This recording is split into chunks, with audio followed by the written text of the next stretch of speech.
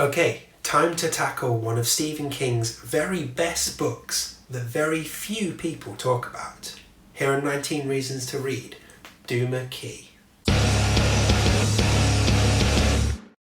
Hi everyone, welcome back to my channel. I'm Dave Musson, at Dave Musson on Instagram, and this is a place where I'm taking you through the works of Stephen King in chronological order and giving you 19 reasons to read every single one of his books.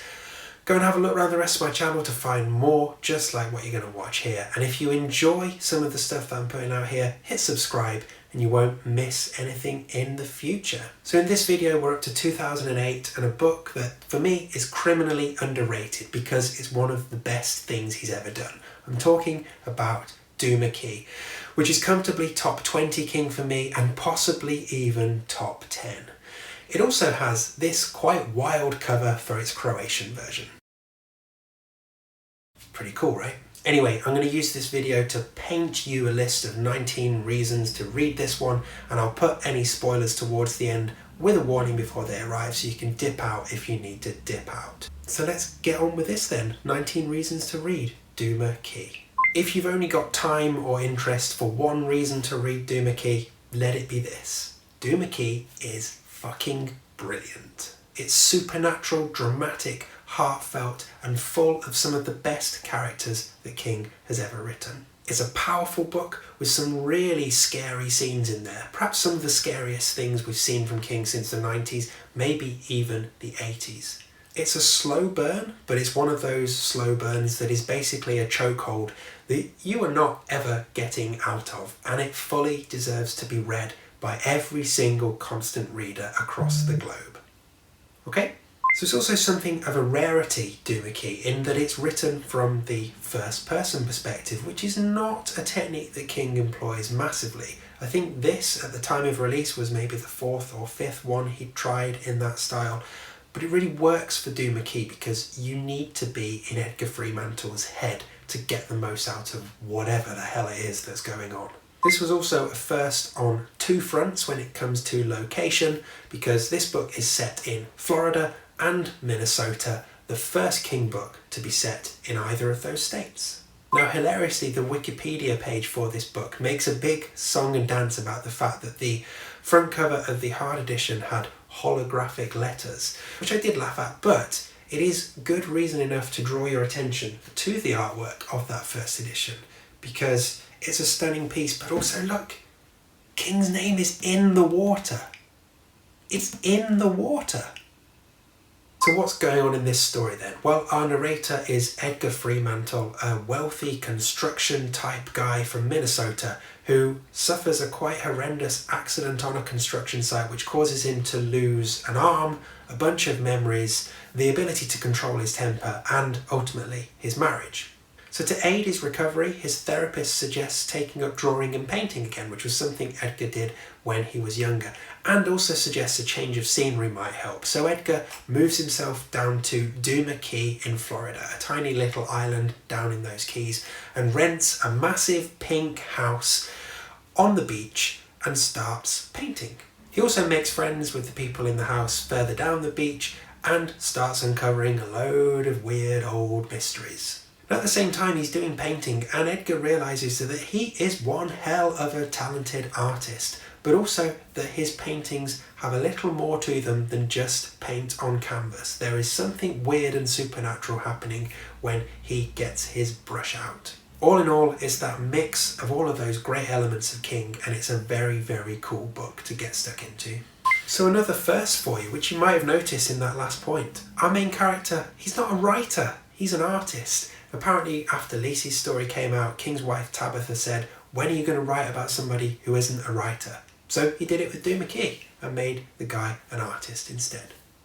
So the eagle-eared among you will have also noticed Edgar's surname Fremantle. So is he related to Abigail Fremantle from The Stand? And is this our first black lead character in a Stephen King work? Well, we know what King's like. A lot of the time he does make those deliberate connections, but also sometimes with names, they're just names. And you have to bear in mind that when King has a black character, he usually takes great efforts to point out that he is a black character. So I've always seen Edgar as white, But then I appreciate I am a white man reading this, so that might just be my unconscious bias towards it. I'd be keen to hear what you thought, and, you know, they could just make a movie of this and cast a black guy as Edgar, and then, well, that would solve everything, wouldn't it? But anyway, let me know what you think. So while we're talking characters, Duma Key has one of my all-time favourite side characters of King, which I talked about in my recent Top 19 King Characters videos. I'm talking about Wireman, an all-round great guy who, by all accounts, also makes a great iced tea. So Wireman is the live-in carer for Elizabeth Eastlake, who is a art patron, local resident, and someone who is suffering from Alzheimer's disease, which is a disease that King is terrified of. So it's fascinating to see him work that into the plot. And that's also something that he later came back to in 2022's Gwendy's Final Task, which I've put a spoiler-free review of right here. Something really compelling for me about Duma Key is how King uses it to really work through his issues and feelings about pain. He's still clearly recovering from the 1999 minivan accident that nearly cost him his life, and it's still affecting him and still creeping into his work. And God, some of the writing about pain in Duma Key, you are in pain by the time you finish reading it. It is so vivid and so powerful. It's kind of got that intensity around pain and bodies failing that Dreamcatcher had, but it's got a few more years distance filtering it through and making it much better written and a much stronger part of the plot.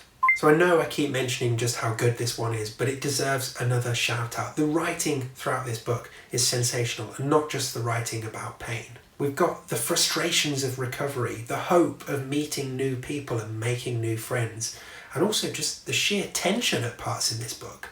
I mean, who else can make a scene where the main point of the scene is someone trying to remember a phone number? Who else but King can make that so gripping?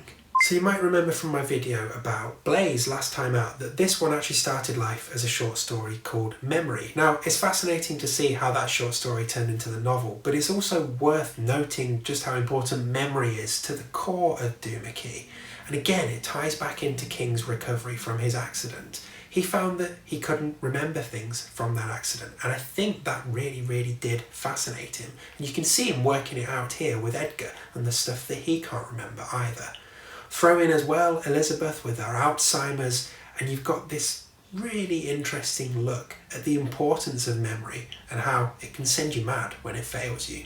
So something interesting I stumbled across when I was planning this video. Yes, I do plan them, how dare you. Something interesting was that apparently the 2010 video game Alan Wake has similarities to this story and generally has a bunch of Stephen King references in there as well. I'm not a gamer, I don't know what this game is, but yeah, apparently it's close to Duma Key. So any gamers watching who can elaborate, maybe let me know in the comments. Now I think the fact that this one isn't set in Maine also really helps. It forces King to really set the scene properly for us. As constant readers, we all kind of know what Castle Rock looks like, and he can just throw in a few a year every now and then, and we know we're in Maine. We're in Florida this time. King has to work a bit harder, and it pays off because his writing is sensational. Okay, so this is the part where we enter spoiler territory, so if you need to put down your paintbrush at this point, then please do, and I will see you at the next one. Okay, let's start with Edgar's frame-by-frame account of him being crushed in that horrific accident. Fucking wow, it's one of the most powerful, painful and real pieces of writing of King's entire career. This one's fairly light on links to other King works, although there's quite a few 19s as you would expect, and there is a reference to a gunslinger and some people having a palaver. The 19s are all in flight numbers, phone numbers, that kind of stuff, but other than that, pretty light. Oh, and of course we get a dog dying, and in this case that dog's death is helped along by Edgar's arm that is no longer there. You know, I'm starting to think that actually we get more dead dogs in King books than we do white men in blue chambray shirts. So I've got to reason 18, and I've not mentioned Perse yet. So she is the evil force that manifests on Duma Key and commands a ghost ship of forgotten lost souls. She's creepy as fuck. I actually really like how the characters are able to trap and subdue her. It just about lands on the right side of absurd for me and really does pay off in the story. So finally, this is another book that shows once again that King can do endings. So even though at the end of this, the good people have won, I guess, well, not many people are happy, and not many people particularly survive that much longer either. Wyman doesn't make it much longer, and of course, Edgar loses his daughter along the way. We also can't be sure that Percy isn't going to come back anytime soon. When we get to the end of the book and Edgar is sitting down to do his final painting of Duma Key being destroyed by a storm, we're left with this kind of bleakness that King used to do in the early stages of his career and is still able to pull out 30 plus years later. Yes, he can do endings. Leave him alone, okay? To be continued when we get to Under the Dome. Okay, there we go. 19 reasons to read the quite fantastic Duma Key. Let me know what you think of this one in the comments. I'd love to hear it. If you enjoyed that video, you want more, there's loads on my channel. Do click around, see what you find, and hit subscribe so you don't miss any in the future. And if you want to come and chat Duma Key with me on Instagram, I'm at Dave Musson. Tractor fuck. Next time, we're pausing on the book deep dives for a week because I've got another seasonal special for you. So I'll see you for that one.